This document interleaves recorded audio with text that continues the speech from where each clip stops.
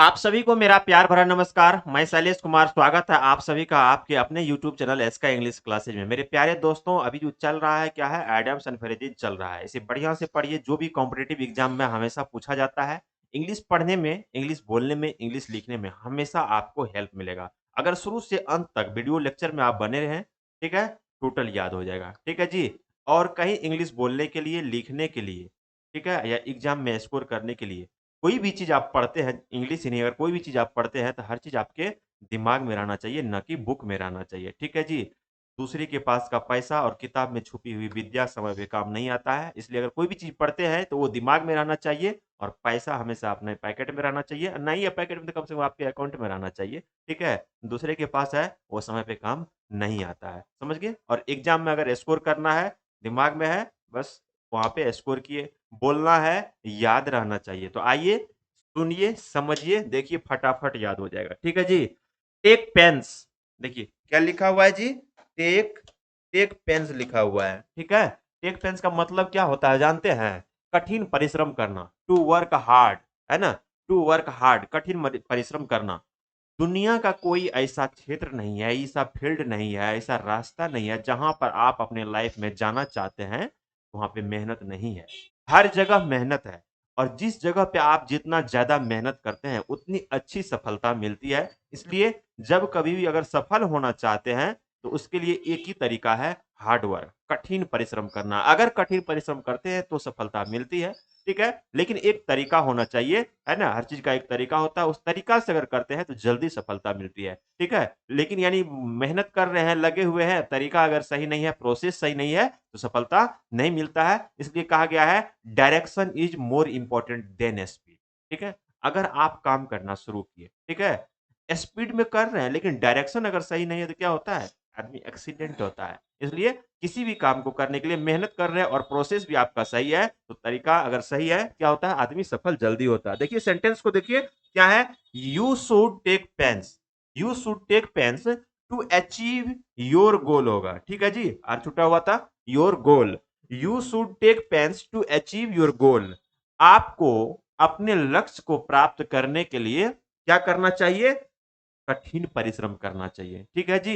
कठिन परिश्रम करता है तभी कुछ ना कुछ जाके मिलता है। ठीक है। भगवान के भरोसे बैठे रहिएगा, क्या पता भगवान आपके भरोसे बैठे होगे, आप कुछ कीजिएगा तभी वो भी करेंगे। और ऐसा कहा भी गया है, God help those who help themselves.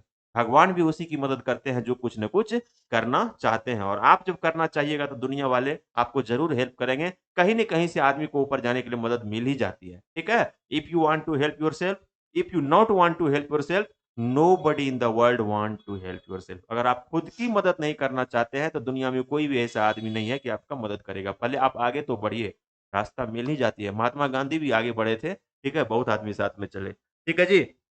देखिए क्या है, to take to one's heel, to take to one's heel, to run away, भाग जाना। कब कब भागता है आदमी, बच्चा, है ना। और पुलिस, बच्चा जब गलती करता है तो अपने पिताजी के डर से भागता है, अपने पेरेंट्स के डर से, है ना, माता पिता के डर से, या पिता के डर से, या माता के डर से। स्कूल में अगर आप होमवर्क, जो छोटा छोटा बच्चा है नहीं बना के ले जाता है, तो उस कंडीशन में भी क्या होता है, वह छुप छुप के भागता है। और पुलिस को देखते ही चोर भागता है। ठीक है जी। तो ऐसे आपको एकदम शुद्ध देसी भाषा में समझिए, याद रहेगा, एक बार सुनिएगा, याद हो जाएगा। To take to one's heels, to run away यानी भाग जाना। ठीक है जी। आइए देखिए, इसे समझिए। ऑन सीइंग द पुलिस, है ना, पुलिस को देख के क्या हुआ, कौन भागा जानते हैं, the thief took to their heels. क्या है, यहाँ पे क्या है जी, टेक पेन्स है, सॉरी, यहाँ पे क्या है, टू टेक वंस है, तो यहाँ पे पास्ट में फॉर्म में चला गया है, टुक हो गया है। ठीक है। इस चीज को समझना है क्या, कि on seeing the police the thief took to their heels, यानी पुलिस को देखते ही क्या है, चोर भागने लगा। समझ गए। ठीक है जी। आइए नेक्स्ट देखिए, to run over a new leaf, sorry, to turn over a new leaf, run नहीं है, टर्न है। To turn over a new leaf, to be completely यानी पूर्ण रूप से चेंज, पूर्ण रूप से जो है क्या हो जाता है, सॉरी, थोड़ा बहुत खांसी का प्रॉब्लम रहता है, इसलिए आप लोगों को लगता होगा कभी कभी हम आ जाता है, मेडिसिन भी चलते रहता है। To turn over a new leaf, to be completely change. देखिए हिंदी मीनिंग क्या है, हिंदी मीनिंग है नई और बेहतर शुरुआत करना। ये कब होता है, अब देखिए, समझिए इसे पूरा अपनी भाषा में जो आपके साथ होता है। 2023 धीरे धीरे एकदम विसर्जन की ओर जा रहा है। ठीक है जी। नवंबर है, नवंबर के बाद क्या होगा? दिसंबर। 2023 का विसर्जन, शुरुआत क्या होगा? 24। हर कोई वादा करता है अपने आप से, क्या कि 2024 में 1 तारीख को सब एकदम बढ़िया से मनाता है कि 2024 में अब हमको बढ़िया से कुछ न कुछ करना है, एक नई शुरुआत करना है।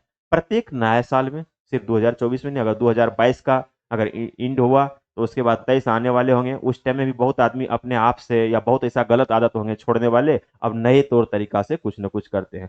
तो जब किसी भी चीज को आप नए तरीके से शुरुआत करते हैं, है ना, वहां पे क्या होगा? एडम्स जो यूज होगा, to turn over a new leaf, to be completely change, नई और बेहतर शुरुआत करना। किसी भी चीज का जो बेहतर शुरुआत करते हैं, ठीक है, नए तरीके से और बेहतर तरीके, बहुत ही अच्छा तरीका से जो शुरुआत करते हैं। ठीक है। अब देखिए क्या है, द लीडर हैज डिसाइडेड, जो नेता है क्या है? निर्णय लिया है। किस चीज का निर्णय लिया है?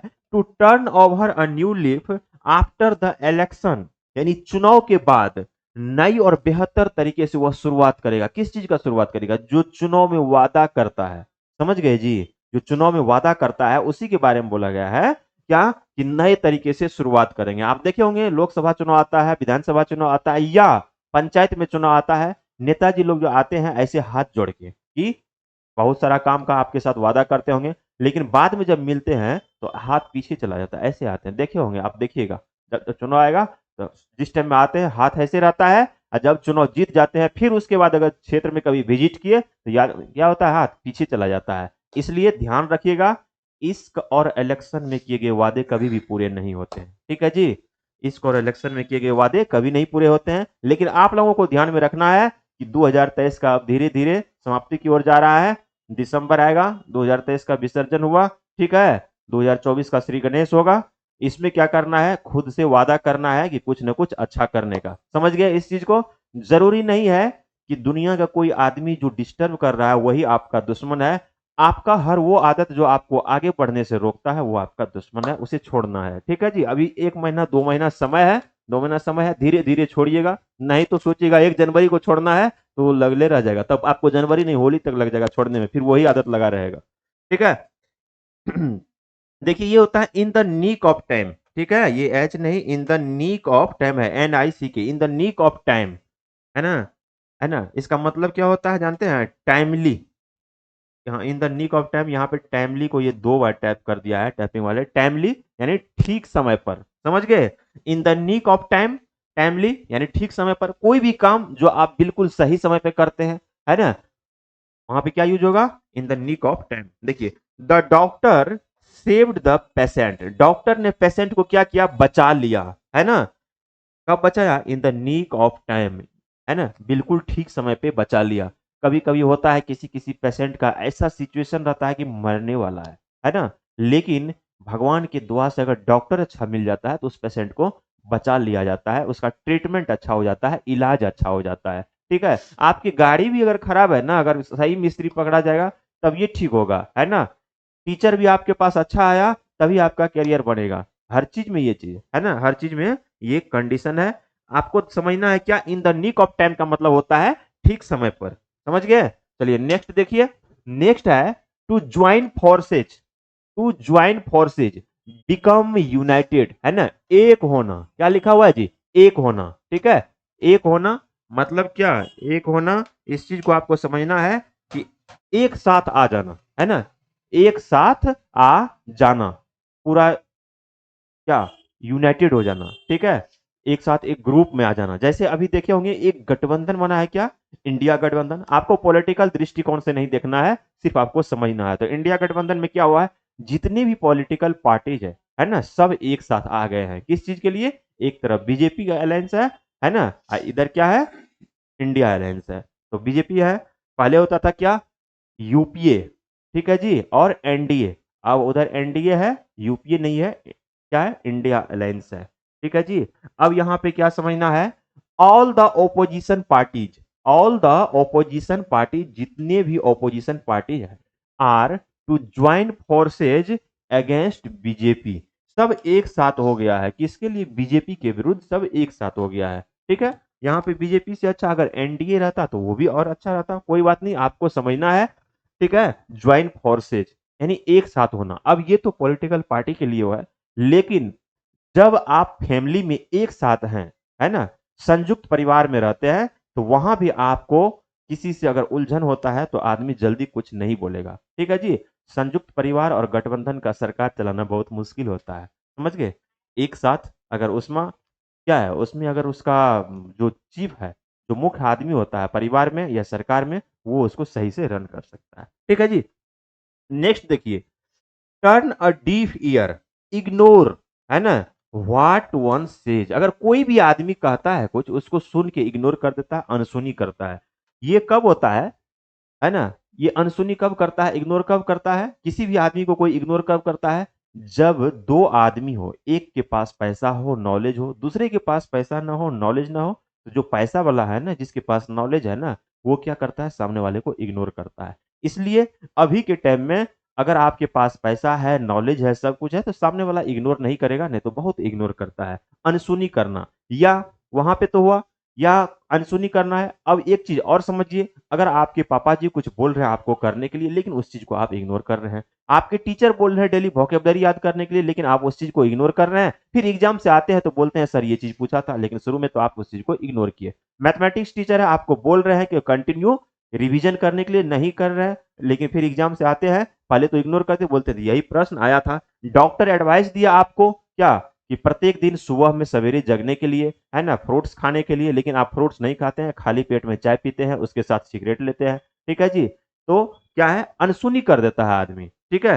अनसुनी करना समझिए, देखिए कितना एकदम शुद्ध देसी भाषा में समझाया जा रहा है, आप एक बार सुनिएगा याद हो जाएगा, है ना। अगर आप इस चैनल पे बिल्कुल न्यू आते हैं तो इस चैनल को सब्सक्राइब कर लीजिए। एडम्स एंड फ्रेजेज बताया गया है, इसके बाद फ्रेजल वर्ब शुरू होगा, जो कि एसएससी एग्जाम में, बैंक में, और कोई भी ऐसा कॉम्पिटेटिव एग्जाम, है ना, कोई भी ऐसा कॉम्पिटेटिव एग्जाम जिसमें इंग्लिश पेपर से क्वेश्चन आता है, आपको बहुत हेल्प मिलेगा, आसान हो जाएगा, ठीक है जी। अब नेक्स्ट है, देखिए क्या है यहाँ पे, देख ली, to turn, sorry, he turned a deaf ear to my request for help.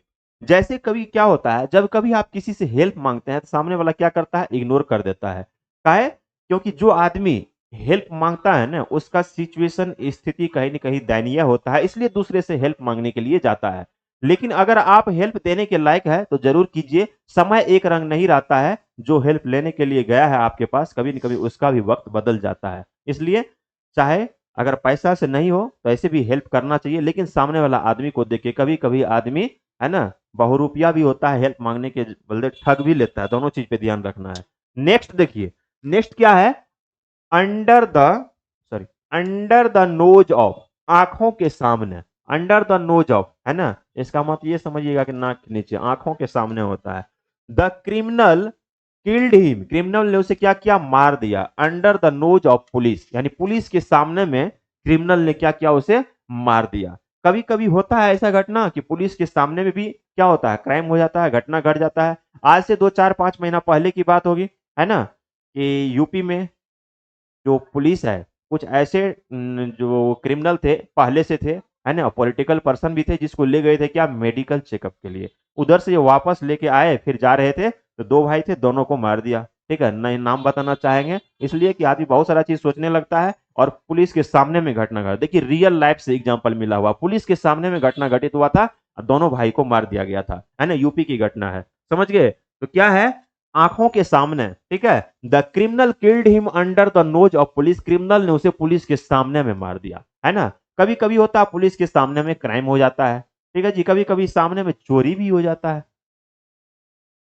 अब देखिए क्या लिखा हुआ है, अपहिल टास्क, है ना। अब क्या है मीनिंग, इंग्लिश मीनिंग है डिफिकल्ट टास्क, उसके बाद है क्या, बहुत कठिन कार्य, डिफिकल्ट टास्क, उसके बाद क्या है, बहुत कठिन कार्य, ठीक है जी। अब यहां पे समझिए इस चीज को, everything is uphill task for a lazy person.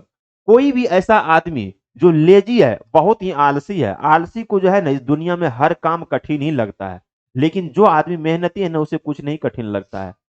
Arunima Sinha के पास एक पैर भी खराब हो गया था, फिर भी वो एवरेस्ट पे चढ़ी गई, समझ गए। जबकि बहुत आदमी के पास था, फिर भी नहीं जा सका, है ना, सुने भी होंगे। तो उसके पास आलस नहीं था, एकदम कहा गया है युद्ध को कहाँ पे, क्षेत्र में, मैदान में जीतने से पहले मन में जीतना पड़ता है। अगर मेंटली आदमी स्ट्रांग होता है तो कुछ ना कुछ जरूर कर लेता है। समझिए इस चीज को एक बार फिर से। अपहिल टास्क का मतलब होता है बहुत कठिन कार्य। Everything is uphill task for a lazy person, है ना। जो लेजी पर्सन है, जो आलसी आदमी है, उसके लिए हर काम कठिन ही होता है। देखिए कितना आसान है इंग्लिश बोलने में। अगर कोई कभी भी आप बोलते हैं क्या कि जो आलसी होता है ना उसके लिए हर काम कठिन ही होता है, हिंदी में तो आप बोलते हैं जो आलसी होता है हर काम कठिन ही होता है। ठेठी में बोलिएगा क्या, जो आलसी के लिए तो हर काम कठिने होय छे। ठीक है, मैथिली में बोलिएगा। उसी को हिंदी में क्या बोलिएगा, आलसी के लिए हर काम कठिन होता है। इंग्लिश बोलना है, बोल दीजिए ना, everything is uphill task for a lazy person. देखते हैं जो घर में बोलते हैं मैथिली में ठेठी में, फिर हिंदी में उसको बोलते हैं, उसी चीज को इंग्लिश में बोल दीजिए, कितना आसान है। समझ गए जी। देखिए उसके बाद क्या है, अप्स, अप्स एंड डाउन्स। इसका मतलब क्या होता है जानते हैं, गुड एंड बैड टाइम्स, उतार चढ़ाव, उतार चढ़ाव। ठीक है जी। इसका मतलब होता है क्या, उतार चढ़ाव होता है, उतार चढ़ाव। थोड़ा सा बोर्ड ये हो जाता है, समझ गए इस चीज पे, कोई बात नहीं। देखिए, देखिए उतार चढ़ाव होता है। ठीक है, उतार चढ़ाव। अप्स एंड डाउन्स का मतलब क्या होता है, उतार चढ़ाव। उतार चढ़ाव का मतलब क्या हुआ, ये मत समझिए कि उतारना और चढ़ाना। अगर जिंदगी है ना तो इसमें कभी दुख भी आती है, कभी सुख भी आती है। ठीक है, दोनों जिंदगी का पार्ट है। जैसे हर सिक्के का दो पहलू होता है, इसे जिंदगी का ये दो पहलू है। सुख से भी आदमी को गुजरना पड़ता है और दुख से भी गुजरना पड़ता है, लेकिन जब तक दुख से नहीं गुजरता है तब तक उसे सुख कैसे लाना है उसकी अनुभूति नहीं होती है। जब मेहनत करना आदमी करता है आदमी, तो अच्छे दिन भी आते हैं। ठीक है जी। अप्स एंड डाउन, बहुत सारा उतार चढ़ाव होता है आदमी के लाइफ में। ठीक है, जब उतार चढ़ाव नहीं आएगा, जब बुरे दिन नहीं आता है, तो आदमी वहां से अच्छा इंसान बनता भी नहीं है। जब आदमी के लाइफ में परिश्रम करने का मौका मिलता है, जब कठिन समय आता है तो परिश्रम करने का मौका मिलता है, जब परिश्रम करने का मौका मिलता है तो वहां से एक मजबूत इंसान पैदा होता है। ठीक है जी। Everybody's life is full of ups and down. दुनिया में जो भी आदमी है, दुनिया के प्रत्येक आदमी का जो जीवन होता है उतार चढ़ाव से भरा रहता है। ठीक है जी, उतार चढ़ाव से भरा रहता है। विथ रिगार्डेड टू, देखिए क्या लिखा हुआ है, विथ रिगार्डेड टू, के संबंध में, विथ रिगार्डेड टू के संबंध में। I have nothing to say with regard to your complaints. आपके शिकायत, है ना, के संबंध में बोलने के लिए मेरे पास कुछ नहीं है। आपके शिकायत के संबंध में मेरे बोलने के लिए मेरे पास क्या है, कुछ नहीं है। समझ गए कितना अच्छा है विथ रिगार्डेड टू। अब देखिए यहाँ पे क्या है, with, with a view to, है ना, पर्पस, उद्देश्य, उद्देश्य। ठीक है जी। दुनिया में कोई भी आदमी कोई भी काम करता है, हर काम करने का कुछ ना कुछ उद्देश्य होता है। अगर आप पढ़ते हैं, है ना, कंपटीशन का तैयारी करते हैं, तो आपका उद्देश्य क्या होता है कि मुझे एग्जाम निकालना है। कोई भी आदमी फिजिकल का तैयारी करता है एग्जाम के बाद, जैसे अभी बिहार दरोगा का आया हुआ है, इसके बाद फिजिकल का तैयारी करेंगे। दौड़ने का उद्देश्य क्या हुआ कि उसे फिजिकल किसी भी तरह निकालना है। कोई लीडर है, प्रचार करने के लिए क्षेत्र में जाते हैं, तो उसके बोलने का जो उद्देश्य होता है क्या, कि उसे इलेक्शन को जीतना है। समझ गए जी। तो हर काम का उद्देश्य होता है। ठीक है जी। कोई भी आदमी घर को बनाता है रहने के लिए, उसका भी एक उद्देश्य है। शादी में घर को सजाया जाता है, किस लिए, कि शादी है, इसलिए उद्देश्य होता है कि शादी है इसलिए सजाया जाता है। देखिए अगर किसी भी चीज को आप एकदम आपके रियल लाइफ में जो हो रहा है ना उस तरीके से अगर सुनिएगा ना तो याद हो जाएगा। ठीक है जी। देखिए आइए सेंटेंस को देखिए क्या कहता है, the house has to be rearranged. House को जो रीअरेंज किया गया है, किस लिए, with a view to child safety, बच्चों की सुरक्षा के दृष्टिकोण से, बच्चों की सुरक्षा के उद्देश्य से हाउस को क्या किया गया है, रीअरेंज किया गया है, ताकि बच्चे जो रहते हैं वहां पे उसके साथ कोई परेशानी ना हो, है ना, कोई कठिनाई ना हो, कोई घटना ना हो। उस उद्देश्य से हाउस को रीअरेंज किया गया है। कभी कभी हॉस्टल में भी जब बच्चे रहते हैं तो क्या होता है, बच्चों की सुरक्षा के लिए चारों साइड से बाउंड्री पड़ता है। जो मेन गेट है वहां गार्ड साहब रहते हैं, अंदर में भी बहुत सारे आदमी रहते हैं, उनके सिक्योरिटी के लिए, सुरक्षा के लिए। समझ गए जी। तो हर काम का कुछ ना कुछ उद्देश्य होता है। अब क्या है, वियर अ लॉन्ग फेस। देखिए इसका मतलब क्या होता है, टू लुक ग्लूमी, यानी उदास दिखाई देना। उदास कब होता है, जब आप कुछ अच्छा सोचते हैं लेकिन अच्छा होता नहीं है, अनहोनी हो जाता है, तो उस कंडीशन में आदमी उदास हो जाता है। उदास नहीं होना चाहिए। ठीक है, अभी तुरंत ही बताए थे, दुख और सुख जिंदगी का पार्ट है, हर आदमी के लाइफ में आता है। ठीक है, किसी सिंगल आदमी, कोई भी ऐसा सिंगल आदमी नहीं है कि उसके जीवन में आया हो सिर्फ दुख ही दुख और सुख नहीं आया हो। होता है कभी कभी एक आध आदमी जिसके लाइफ में कभी न कभी ऐसा होते रहता है, कभी कभी दुख ही दुख आता है। मेरे सामने भी कुछ ऐसा आदमी है ना। अब यहाँ पे इस चीज को समझना है आपको, क्या है, वियर ए लॉन्ग फेस, उदास दिखाई देना, क्या है, in spite of his parents death. देखिए सेंटेंस बहुत अच्छा है, थोड़ा इसको बढ़िया से सोचना है। इन स्पाइट ऑफ का मतलब होता है के बावजूद, in spite of his parents death, उनके पिताजी के मृत्यु के बाद, he did not wear a long face, है ना, वह अपने पिताजी के या उसके पिताजी के मृत्यु के बाद भी उसका चेहरा उदास नहीं हुआ। होता है कभी कभी ऐसा, है ना, अंदर से जो मजबूत इंसान होता है, आंख से आंसू तो निकल ही जाती है, लेकिन उदासी उतना नहीं आया। कहता है कि उनके पिताजी मर गए लेकिन फिर भी उनका चेहरा उदास नहीं हुआ। आप लोगों से एक रिक्वेस्ट है कि इस वीडियो लेक्चर को बढ़िया से देखिएगा। हर कॉम्पिटेटिव एग्जाम में कुछ न कुछ क्वेश्चन जरूर आएगा। इंग्लिश पढ़ने में, इंग्लिश बोलने में, इंग्लिश लिखने में आपको काफी हेल्प मिलेगा। वीडियो लेक्चर को बढ़िया से देखिए, लाइक कीजिए, शेयर कीजिए, सब्सक्राइब कीजिए, और अपने फ्रेंड को भी आप क्या कीजिए, शेयर कीजिए और बोलिए सब्सक्राइब करने के लिए। आप सब्सक्राइब कीजिएगा, शेयर कीजिएगा, लाइक कीजिएगा। वीडियो लेक्चर कैसा लगा कमेंट कीजिएगा, हम आपके लिए अच्छा अच्छा कंटेंट लाते रहेंगे। Thank you for watching this video lecture.